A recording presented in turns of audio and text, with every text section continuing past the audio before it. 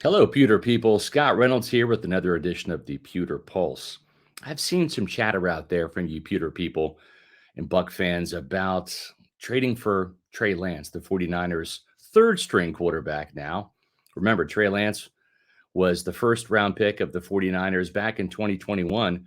The Niners actually traded two first round picks and another first round pick within the 2021 draft and a third round pick to move up to get him.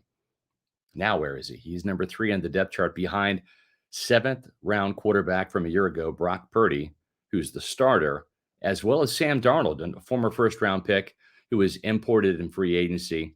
Darnold, of course, started his career with the Jets and then bounced around to the Panthers. So it looks as if Trey Lance's numbers in San Francisco are numbered. Now, should the Buccaneers be interested in trading for such a young talent at just 22 years old? Absolutely not. And here's why. Trey Lance, with his mobility, you would think he would be a good fit in the Bucs' new offense, which has roots in Kyle Shanahan's system. But here's the catch. Lance is the third string quarterback in Kyle Shanahan's system. So no, Lance is not even worth trading a late first round draft pick for at this point in time. Now, remember, Lance came from North Dakota State, which is an FCS school, where he completed just 318 passes in college. He played in just 19 games, including 16 as the starter in 2019 and just one game in 2020 due to COVID. He hasn't played against SEC defenses or even Big 12 or Big 10 defenses in the past. So no wonder he struggled reading NFL defenses and completing just a woeful 54.9% of his passes in the NFL, with 5 touchdowns and 3 interceptions in his brief NFL career, which has consisted of just 8 games with 4 starts.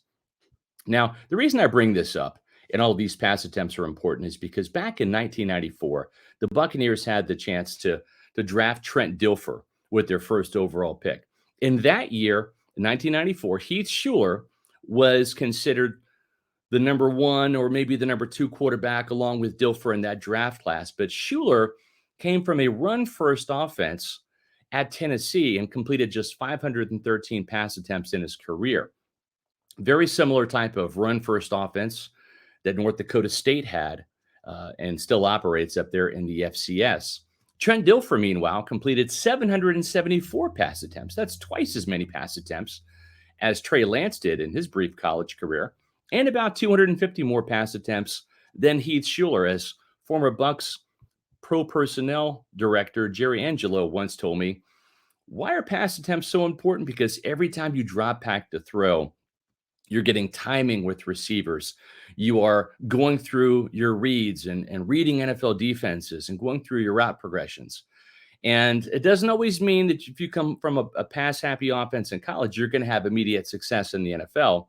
And Trent Dilfer, to his credit, didn't have a huge amount of success, although he did make a Pro Bowl in 1997 with the Buccaneers, and he did help lead the Ravens to a Super Bowl after being released by Tampa Bay. So with Trey Lance, the body of work just isn't there. And keep in mind, too, he's also coming off of an ankle injury that cost him pretty much all of last year. He got hurt early in September. So he did not do enough to impress the 49ers to even make him be Brock Purdy's backup this season, even with the amount of draft capital that they have invested in him.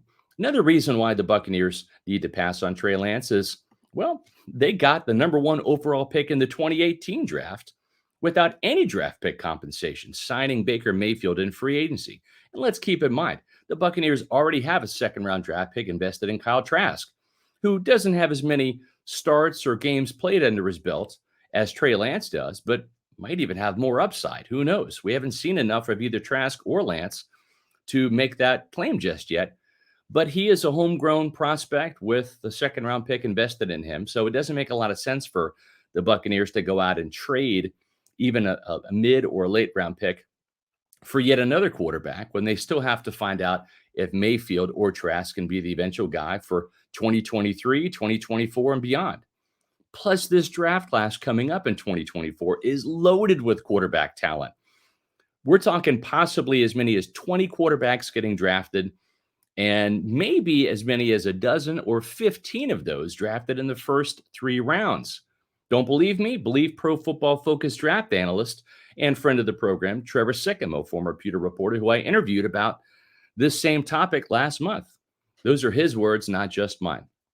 So if I'm Jason Light, I'm saving my draft picks and focusing on maybe drafting a quarterback in 2024. But right now, seeing how Baker Mayfield and Kyle Trask pan out this season. So I think that's the play for the Buccaneers. Skip over Trey Lance. Don't even consider a draft pick, a trade for him. It just doesn't make sense at this point in time. The 2024 draft class has more potential, more promise, and guys that have more pass attempts.